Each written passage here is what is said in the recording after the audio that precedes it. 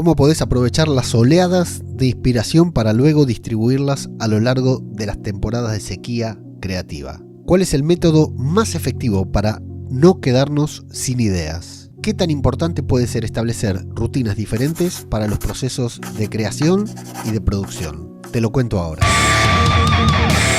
¿Qué tal? ¿Cómo les va? Yo soy Ajeno al Tiempo, les doy la bienvenida a Todo por un Daily, la versión express de Todo por un Podcast. Hablábamos ayer que cuando la inspiración llega no se puede controlar y en ocasiones tampoco se puede detener. Siguiendo con el ejemplo de este podcast, a mí me pasa que voy toda la semana recibiendo inputs, escuchando podcasts, hablando con diferentes personas, leyendo o bien nada más que pensando, y todos esos inputs implosionan y me generan muchas ideas, muchísimas, más de las que podría llegar a manejar y mucho menos a aplicar, a poner en marcha, ¿no? A pasar a la acción, como te digo siempre. Todo eso en parte a mí me genera una especie de ansiedad, ¿no? Todos esos inputs y esas cosas que quiero implementar y que no llego por cuestiones de tiempo, o bien porque siendo una idea abstracta parecen muy buenas, pero a la hora de ejecutarlas no lo son tantos o demandan mucha más implicación. A mí eso me genera la culpa o la responsabilidad de de recibir esas ideas y de no hacer nada con ellas, ¿no? Porque después vienen, como hablábamos ayer, esos momentos de sequía mental. Y tampoco te estoy hablando de super ideas, ¿no? De ideas así que decís, wow, con esta idea, listo, me salvo para toda la vida. No, en ocasiones se me viene la idea para un episodio. En otras, para lanzar un curso de pago, o en otras, cosas mucho más abarcativas, como si una nueva estrategia para implementar a mediano o largo plazo, qué sé yo, cosas por el estilo, ¿no? A lo que quiero decir es que cuando dejas fluir la inspiración es muy difícil controlarla.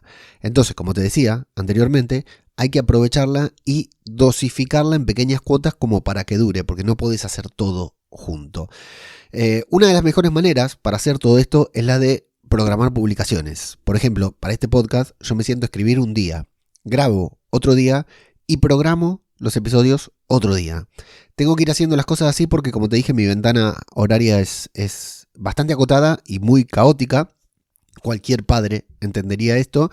Y entonces, bueno, tengo que ir haciendo las cosas en pequeñas ventanas de tiempo que me dispongo para todo, ¿no? Aunque me gustaría hacerlo todo junto, claro. Así que casi todo lo que hago, casi todo lo que vos ves, lees o te encontrás en algún sitio está programado, ¿no? Hay muchas herramientas cada vez más que te permiten automatizar las publicaciones.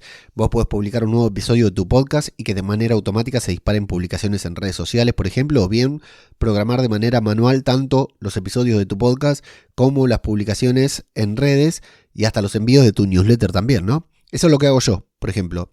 Y desde que lo hago, logré ser mucho más consistente en mis publicaciones. Acá con el podcast ni te cuento.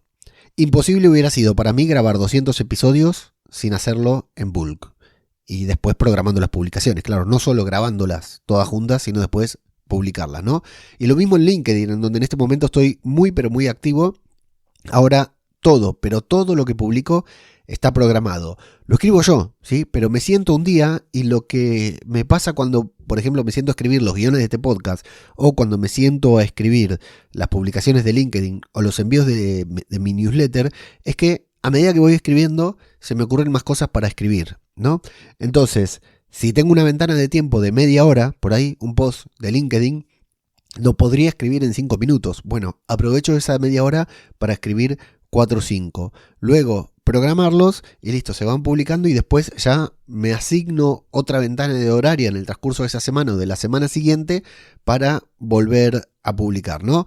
Ya sea LinkedIn o lo que fuera, está repleto de distracciones.